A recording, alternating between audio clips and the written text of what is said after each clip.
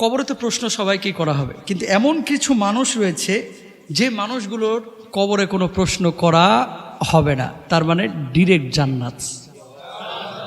আরো জোরে বলেন, খুশির খবর না? খুশি। শুনেন, পরীক্ষা দিয়া পাশ করা আর একটা হচ্ছে পরীক্ষা ছাড়াই পাশ করে ফেলা। পরীক্ষা ছাড়াই পাশ করা, এটা কোনো হিসাব নিকাশ নাই, ডাইরেক্ট জান্নাত। সুবহানাল্লাহ বলেন। এরকম আল্লাহ রাসূল সাল্লাল্লাহু আলাইহি ওয়াসাল্লাম 7 শ্রেণীর মানুষের কথা বলেছে যাদের কবরের জিন্দেগিতে কোনো প্রশ্ন হবে না।